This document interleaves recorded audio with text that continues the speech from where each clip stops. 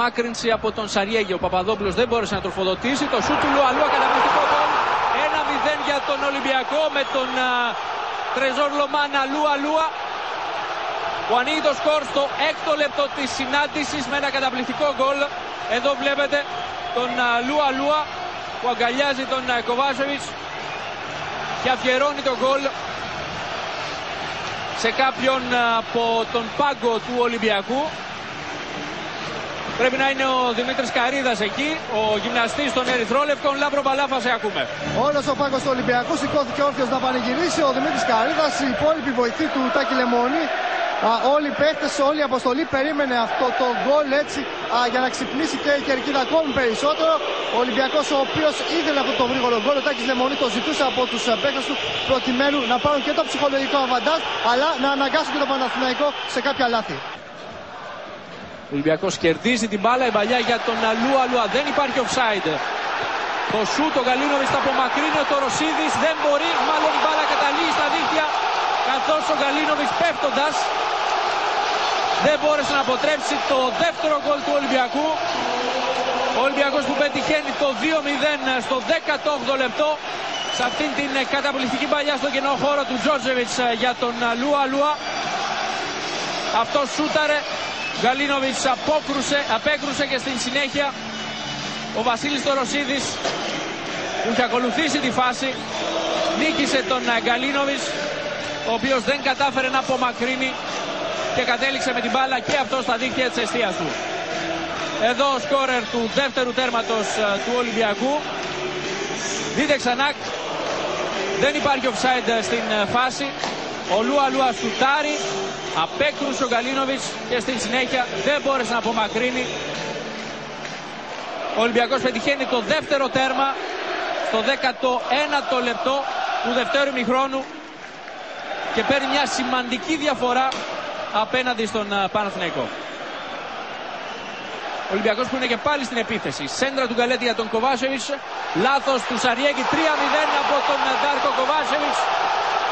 Ένα ακόμη λάθος της άμυνας του Παναθηναϊκού, που χαρίζει ουσιαστικά τον γκολ στους γηπεδούχους σε ένα καθοριστικό σημείο για την εξέλιξη της αναμέτρησης. Μετά το 2-0 του Βασίλη Τοροσίδη, το τρίτο γκολ από τον Ντάρκο Κοβάσεβιτς, που βρίσκει και αυτός δίχτυα απέναντι στον αιώνιο αντίπαλο των Ερυθρολεύκων, αμέσως μετά την επίτευξη του δεύτερου γκολ λίγο νωρίτερα από τον Βασίλη Τοροσίδη.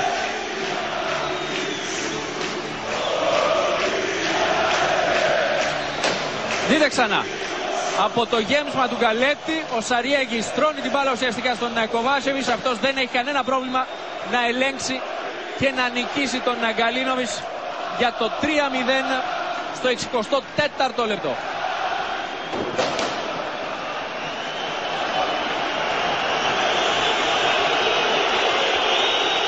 Και ενώ ο Ζωσέ Πεσέρο ετοιμάζει δύο αλλαγές, εμείς βλέπουμε πώς αντέδρασε στο τρίτο γκολ ο Τάκης Λεμονής, και από την άλλη πλευρά ο Ζωσέ Πεσέρο με τον Λουαλούα στην κόντρα Ολυμπιακός και τον Πάντο,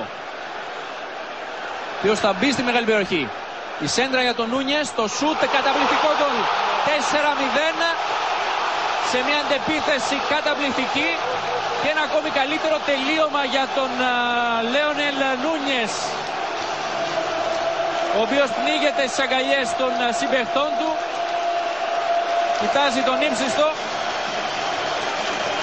πανηγυρίζει τον γκολ που πέτυχε ο Αργεντινός, και ενώ Μήτρογλου σε λίγο θα περάσει και αυτό στον αγωνιστικό χώρο. Ένα 4-0 που βεβαίως δεν μας δείχνει όλη την εικόνα του παιχνιδιού, αλλά δείχνει πως το ποδόσφαιρο πολλές φορές είναι αμήλικτο με τους νόμους που έχει.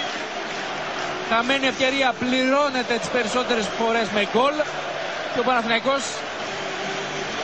το πληρώνει βαριά στο Καραϊσκάκι. Δείτε το εντυπωσιακό γκολ του Λέονελ Νούνιες για μία ακόμη φορά.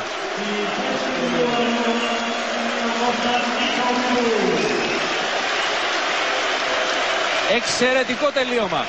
Ήταν εξαιρετική και η σέντρα όμως από τον Πάντο. Εξαιρετική. Παλιά κρυβίας από τον Πάντο. Εξαιρετική. Γκολ από τα λίγα που μπαίνουν.